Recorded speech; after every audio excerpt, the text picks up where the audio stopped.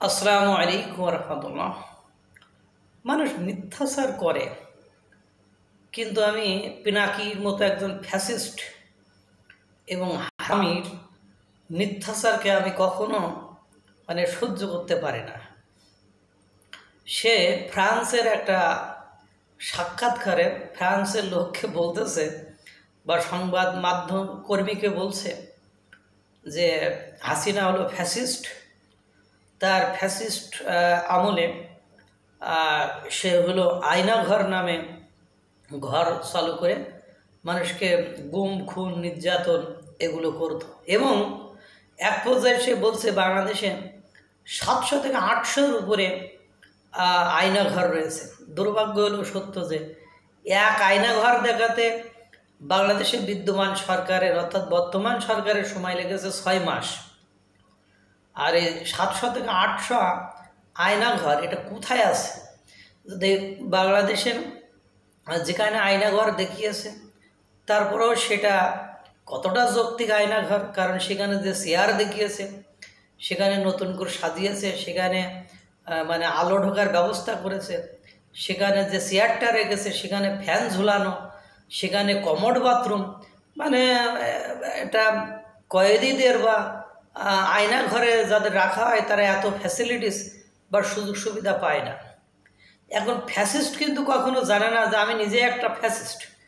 কারণ এই ফ্যাসিস্ট জানেন আপনারা, ধানমন্ডি 32 নম্বর যেদিন ভাঙা হয় সেদিন ওখানে বসেই ইঙ্গিত দিয়েছে, ইশারা দিয়েছে বা ওখানে ভাঙতে বলেছে।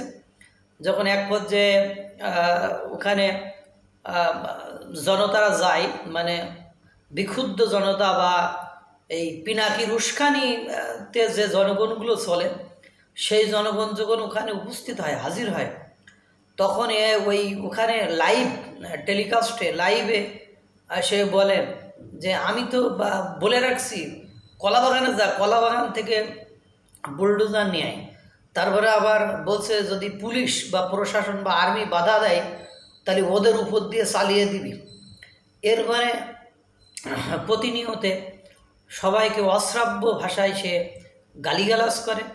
তার গালিগালাজ শুনে যে কোনো মানুষের মগজ গরম হয়ে যাবে, মাথা গরম হয়ে যাবে। তারপরে সে আবার নতুন করে চ্যালেঞ্জ নিয়েছে যে সে এখন গোপালগঞ্জে বঙ্গবন্ধু শেখ মুজিবুর রহমানের যে কবর আছে সেটাকে ভেঙে সেখানে সরকারি গোরস্থান করে দেবে। আওয়ামী লীগ বা ফ্যাসিবাদের বা শেখ মুজিবুর রহমানের শেষ চিহ্নটুকু সে নিশ্চিহ্ন করে দেবে। এই মিথ্যাচারকারী যদিও সে মুখে ইনশাল্লাহ, আলহামদুলিল্লাহ, ঈদ মোবারক এগুলোই বলে, অথচ দুর্ভাগ্য হলো সত্য যে এখনও সে ইসলাম গ্রহণ করতে পারেনি। সে ভণ্ড পীর, আবার ইসলাম ধর্মের উপর নাকি বই লিখেছে। তো বই লেখার পরেও সে ইসলাম ধর্মের এত গুণকীর্তন, ইসলাম ধর্মের লোকদেরকে নিয়ে চলে, ইসলাম ধর্মের লোক তাকে পীর অথচ এই পীর বাবা এখনও তার নিজস্ব ধর্ম ছেড়ে ইসলাম ধর্মের মধ্যে আসতে পারেনি।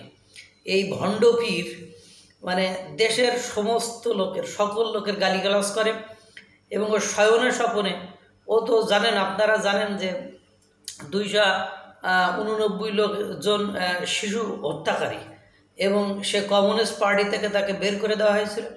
তার নামে মানবতা বিরোধী হত্যা মামলা হয়েছিল। সে মামলা থেকে তার রেহাই বা নিষ্কৃতি পাওয়ার কোনো উপায় নেই। সে দায়টা সে কখনো স্বীকার করেনি, সেটার জন্য সে কখনো ক্ষমা চায়নি। এগুলো যে মানবতা বিরোধী অপরাধ ও সেটা চোখে দেখেন, এবং ও ওখানে বসে এ পত্রিকা অফিস, একে ধর তাকে মার, এইসব যে অপকর্ম একের পর এক করে যাচ্ছে, এটা যে ফ্যাসিবাদের ভেতরে বা ফ্যাসিজমের ভেতরে পড়ে।